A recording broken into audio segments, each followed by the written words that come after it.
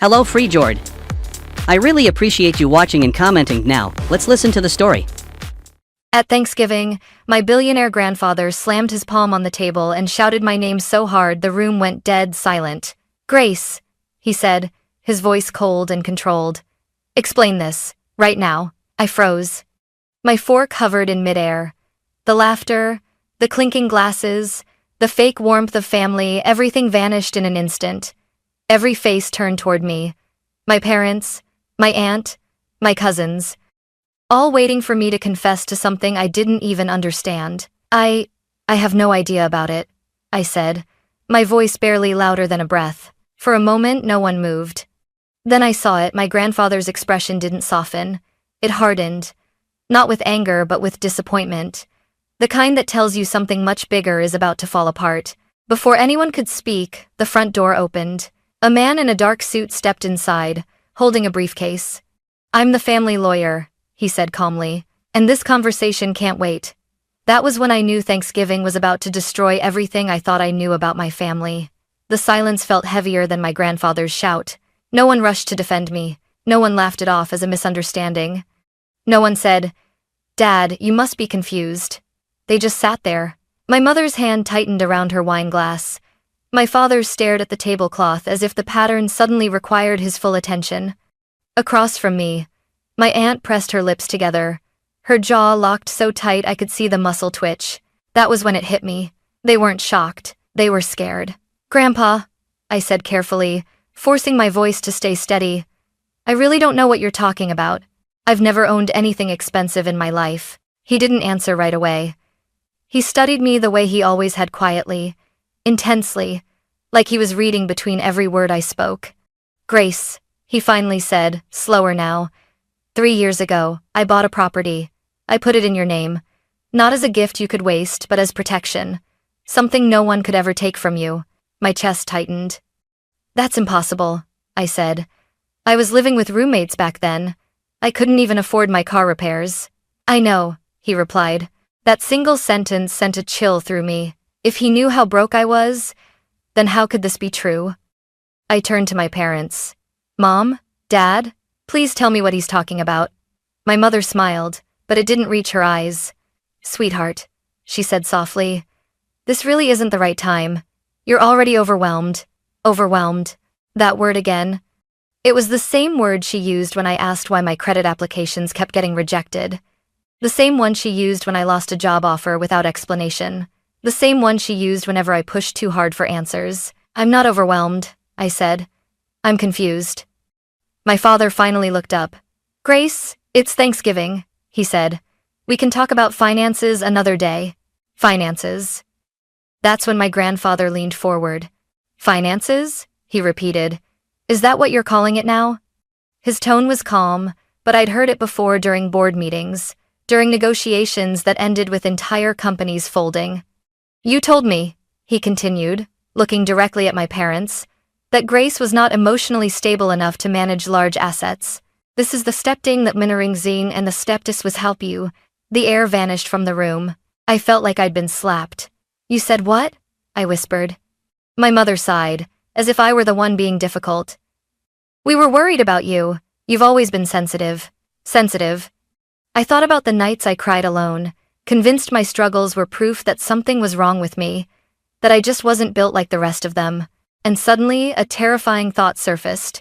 What if none of it was an accident? "What exactly did you tell him?" I asked, my voice shaking now despite my efforts. My aunt cleared her throat. "Grace, you're taking this too personally." That was the moment I knew. This wasn't a misunderstanding. This was something carefully hidden, something everyone at this table knew about, except me. And whatever it was big enough to make my billionaire grandfather bring a lawyer to Thanksgiving dinner. The room felt smaller, like the walls were slowly closing in. "I'm not taking anything personally," I said, my fingers curling into my palm under the table. "I'm asking a simple question. Why am I hearing about a property in my name for the first time in my life?" No one answered right away. That pause was louder than any argument. My mother exchanged a glance with my father, quick, practiced, the kind people don't even realize they're doing when they've shared secrets for years. "Grace," my father said finally, lowering his voice, You've always had trouble handling stress. You remember how hard things were after college? I remembered. I remembered working late shifts, eating instant noodles, and pretending everything was fine because asking for help always turned into a lecture about building character. It too any mining. But that doesn't explain this, I said. If Grandpa bought something for me, why wasn't I told? My aunt leaned forward. Because you weren't ready. The words hit me harder than I expected. Ready for what? I asked. To know the truth? My cousin laughed nervously. You're twisting this, Grace. No one was trying to hurt you. I looked around the table. Then why do I feel like I've been lied to my entire life? My grandfather hadn't said a word. He just watched. That scared me more than anything. My mother reached for my hand, but I pulled away. You don't understand, she said softly, switching to the tone she used when she wanted me to doubt myself. You were fragile back then, emotional. We were afraid money would ruin you. Ruin me? I repeated. Yes, she said. We thought it was safer if someone more stable handled things. The implication was clear. Not me. My chest tightened as memories rearranged themselves into something ugly and unfamiliar. Job interviews that ended abruptly. Credit checks that failed for reasons no one could explain. Doors that closed just before I reached them. What exactly did you handle? I asked quietly. My father cleared his throat. We made decisions in your best interest. That phrase again. In your best interest. It suddenly sounded less like concern and more like a warning.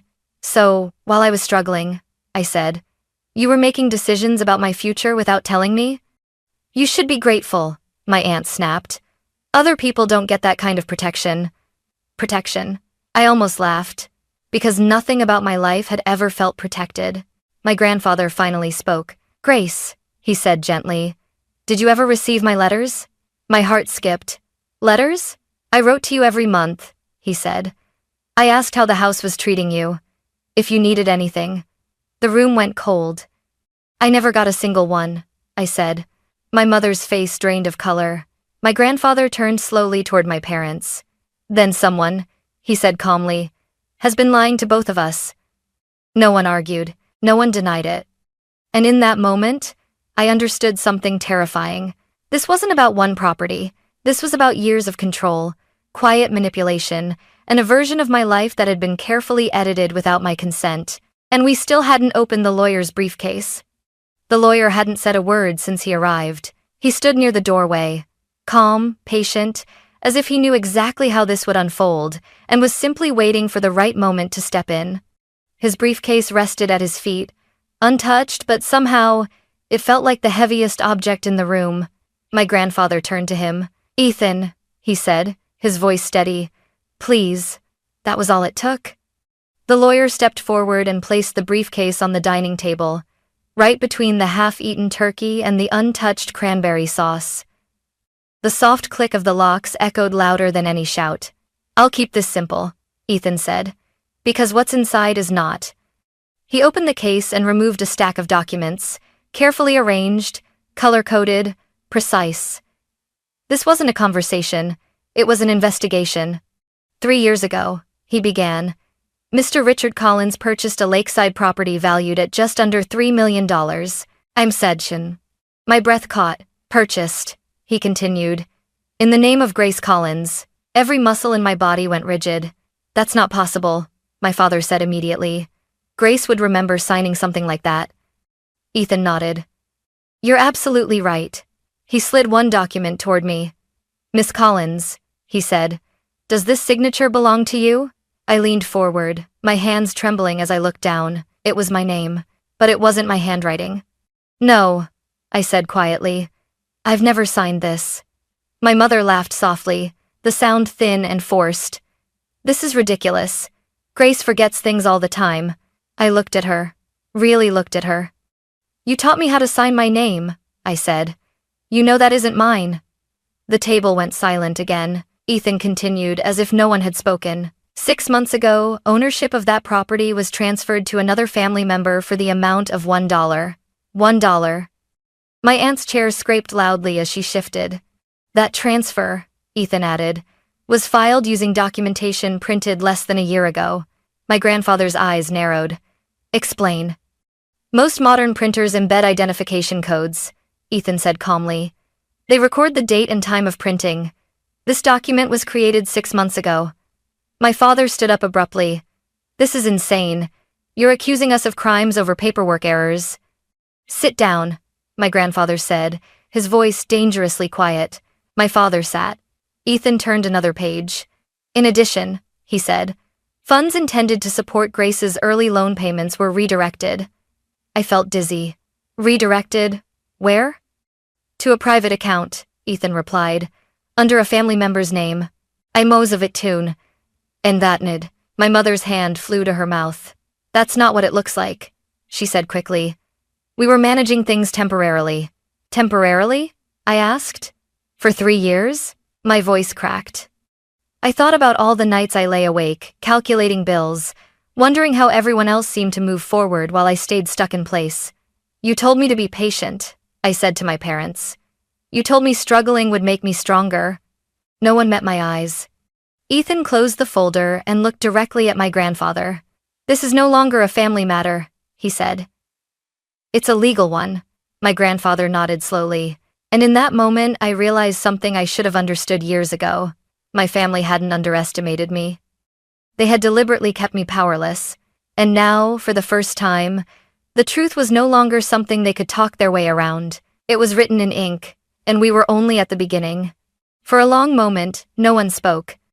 The documents lay there on the table like silent witnesses, heavy with truths no one wanted to touch. I stared at them, my mind racing backward through the last 3 years, replaying moments that suddenly looked very different. So that's why, I said slowly, everyone looked at me. That's why every apartment application failed, I continued. Why my credit score kept dropping even though I paid everything on time. Why I could never get ahead, no matter how hard I worked. My mother shook her head. Grace, you're jumping to conclusions, am I? I turned to Ethan. Were there any other irregularities?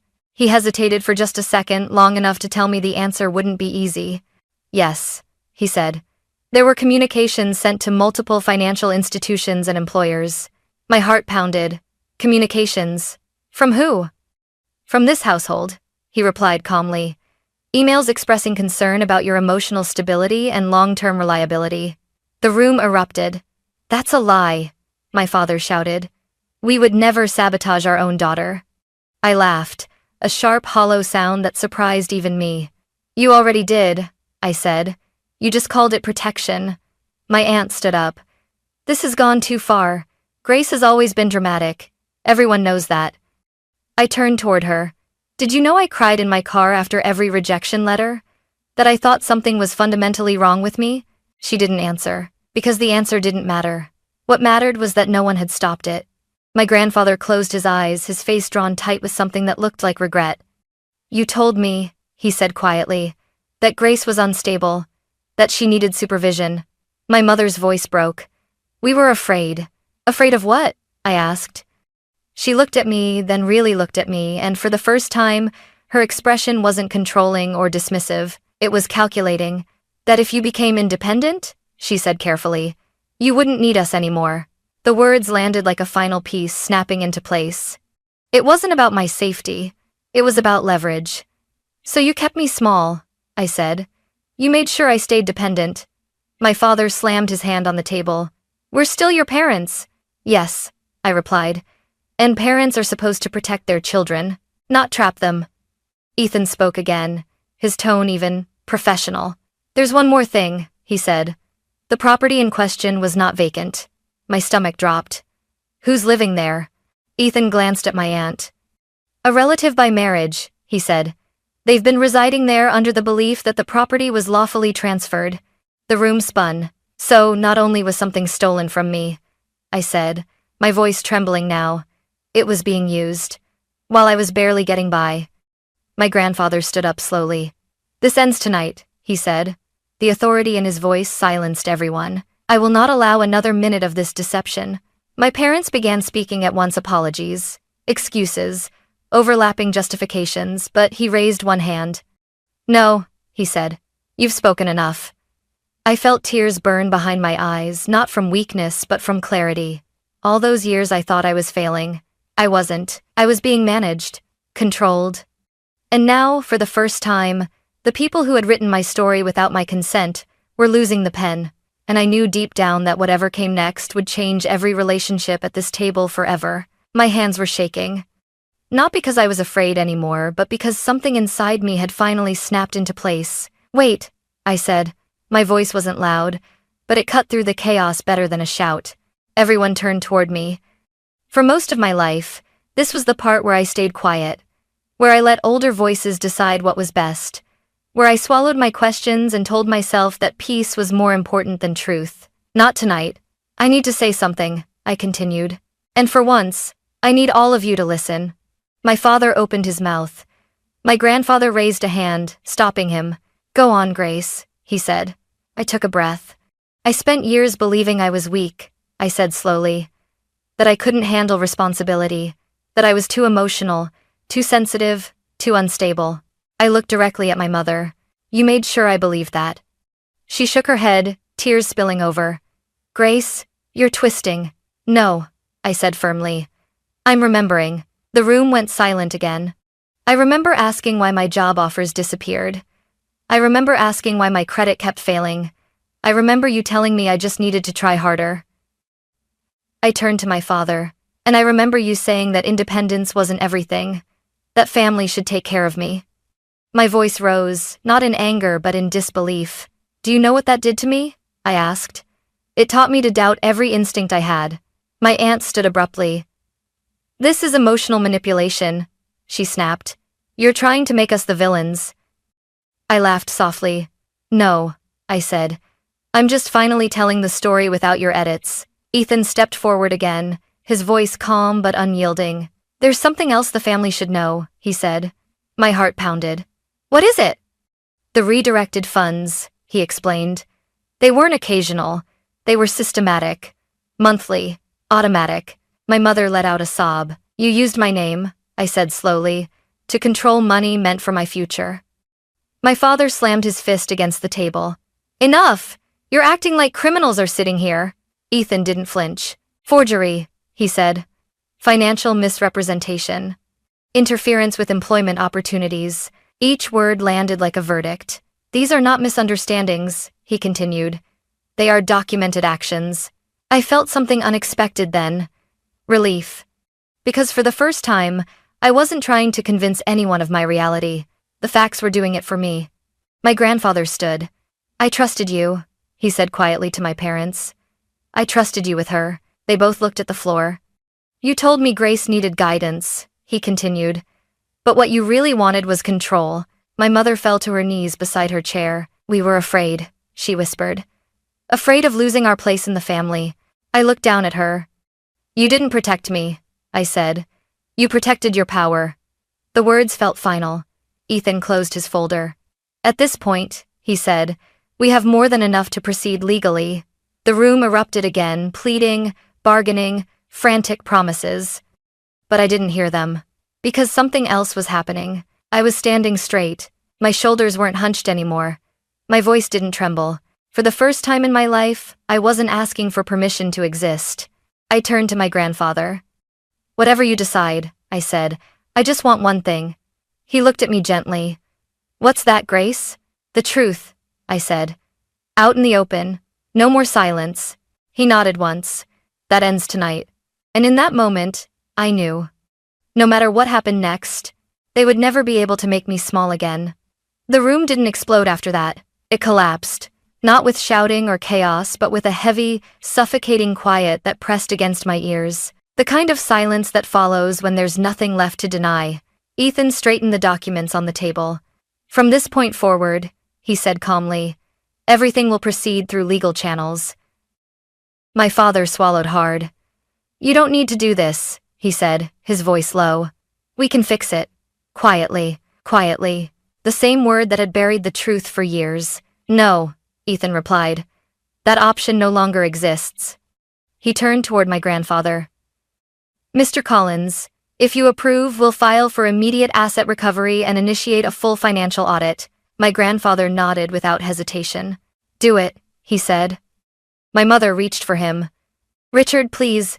We're family." He looked at her, then really looked at her, and his expression didn't harden. It emptied. Family doesn't behave this way, he said quietly. Family doesn't build a cage and call it protection. I felt tears sting my eyes, but they didn't fall. Ethan continued, his voice steady, almost gentle. The property will be returned to Grace's name, effective immediately. Any income derived from its use will be calculated and repaid. Additional damages will be assessed. My aunt shook her head in disbelief. You're destroying this family. No, I said softly. You already did. This is just the part where everyone sees it. For the first time, no one argued with me. My father sank back into his chair, his shoulders sagging. My mother covered her face with her hands. Whatever roles they'd been playing, guardians, decision-makers, protectors, were gone. They were just people facing the consequences of their choices. Ethan closed his briefcase. Investigators will follow up within 48 hours, he said. Until then, I strongly advise everyone to refrain from contacting Grace. He looked at me. You're safe now, he said quietly. Safe. The word felt unfamiliar but welcome. My grandfather came to stand beside me, placing a steady hand on my shoulder. I'm sorry, he said. Not just to me, but to the version of me that had been struggling in silence for years. You won't have to fight alone anymore. I nodded, finally allowing myself to breathe. Around us, the Thanksgiving table sat untouched cold food, spilled wine, broken traditions, but for the first time, I didn't feel like I was losing something. I felt like I was getting my life back. And I knew the next chapter wouldn't be about survival anymore. It would be about rebuilding on my terms. A year has passed since that Thanksgiving night. Sometimes it feels distant, like a story I once heard about someone else. Other times, it feels close enough that I can still hear my grandfather's voice echoing across the table, still feel the weight of that silence pressing down on my chest. I'm standing on the deck of the lakeside house now, the one that was meant to protect me, then used to trap me. The water stretches out in front of me, calm and unbothered, as if it never witnessed the lies built around it. The legal process was long, painfully long. There were interviews where I had to repeat things I'd spent years trying not to remember. Bank statements that showed how carefully my life had been managed without my consent. Emails that proved my instincts hadn't been paranoia, they'd been warnings.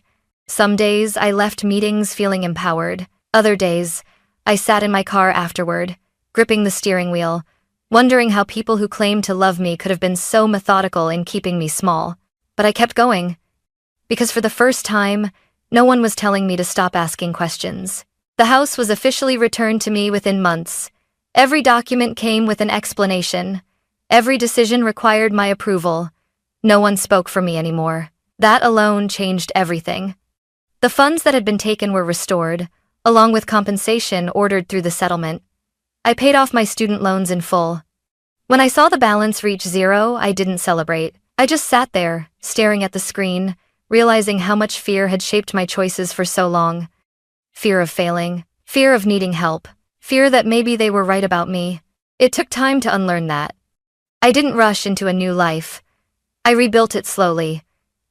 I worked with therapists and financial advisors not because I was unstable, but because healing deserves structure too. I started a consulting practice almost by accident. At first, I just shared my experience online, carefully, anonymously. People responded in ways I didn't expect. Messages from strangers who had been told they were irresponsible, emotional, incapable by partners, parents, siblings, people who had learned to doubt themselves the same way I had. So I made it official. Now I help people understand contracts, finances, boundaries. I teach them how to protect themselves not just legally, but emotionally, how to recognize when concern turns into control. The work fills my calendar faster than I ever imagined. More importantly, it fills something inside me that used to feel permanently empty.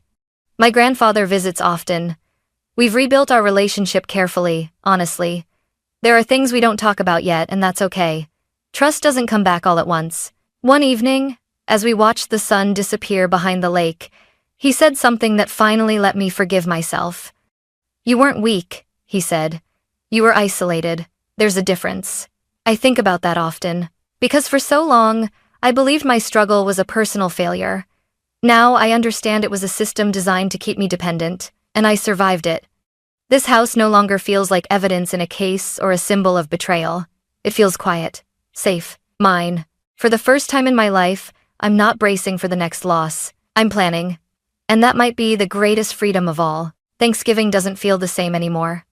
For most of my life, it was a performance. A table full of people pretending everything was fine, smiling through discomfort, avoiding the truths that threatened the image of family. I thought that was normal. I thought silence was respect. I was wrong. Silence can be a cage. That night taught me something I wish I'd learned sooner. Love doesn't require you to shrink, and protection never comes with secrecy or fear. When someone controls your access to money, information, or opportunities, that isn't care, it's power. What saved me wasn't anger or revenge. It was truth, documented and undeniable. It was the law stepping in where emotions failed. It was one person willing to say, "This ends here." I don't tell this story to punish anyone. I tell it because there are people listening who are being told they're too emotional, not ready, or incapable of managing their own lives. If that's you, please hear this. Being hurt doesn't make you weak. Needing clarity doesn't make you difficult. And asking for protection is not the same as giving up control. Today, my life is quiet in a way that feels honest. I choose who has access to me financially, emotionally, legally. I no longer confuse loyalty with silence. If you take anything from my story, let it be this. You are allowed to know the truth about your own life. You are allowed to ask questions. And when the truth comes out, healing can finally begin. That, to me, is what gratitude really looks like.